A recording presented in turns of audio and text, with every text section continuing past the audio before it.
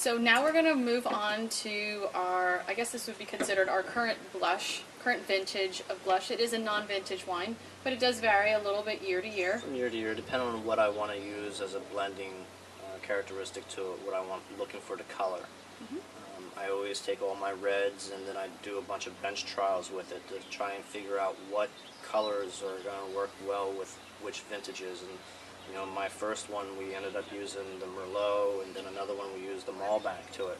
This one here, the way the colors worked out with the vintages stuff, this one actually ended up being the Cayuga blend with Cab. Yeah.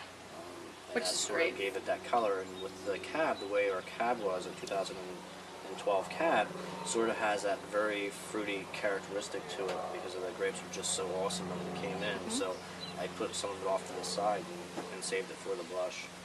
Yeah, and it's probably hard. I mean, it's kind of cool that we're outside, so you can see just sort of the beautiful dark salmon color of this wine. It's beautiful. And one of the nice things about the blush wines here that Scott, I think, does so beautifully is the way that you blend the wines together. That you are left with some residual sugar, so it is a little bit sweeter. This one is 3, yeah. About 3% residual sugar, so not like off the charts crazy, I can't drink it sweet.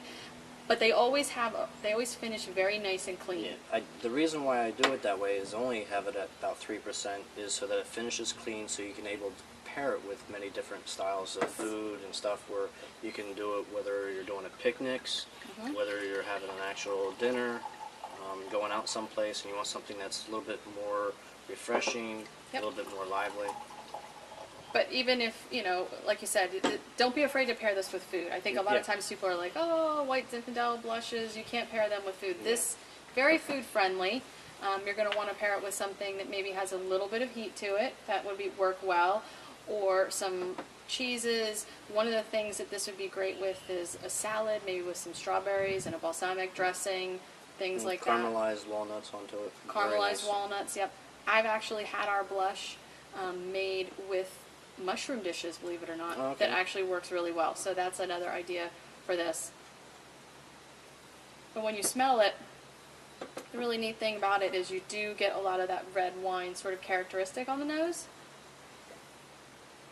Yeah, I use a Premier Cuvée yeast I use on the Cayuga. What it does is it keeps some of the acidity in there. It keeps it real clean. It keeps it real fresh. Which is important. And then with the Cab is the pasture red, which keeps a lot of the fruit characteristics in the Cab. So when you pair the two together, it makes it really nice.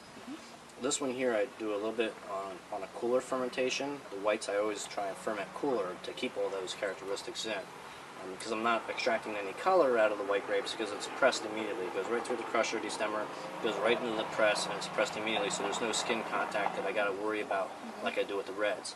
So what I can do with this is I can make a cooler fermentation, because the longer the fermentation goes, the more characteristics of the grapes you're going to keep in the wine.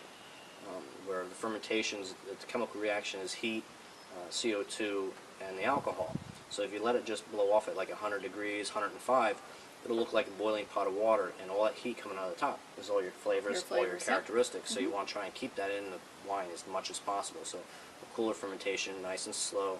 It'll take a few, it'll take a couple extra weeks to do it, but the end product is so worth it.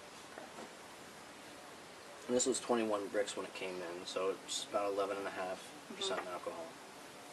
So it makes it nice and cool, refreshing.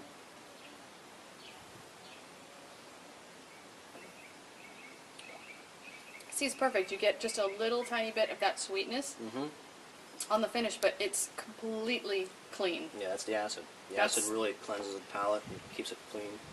Perfectly fine for pairing with food. So, if you like wines a little on the sweeter side, if you like you could drink this with food, no problem.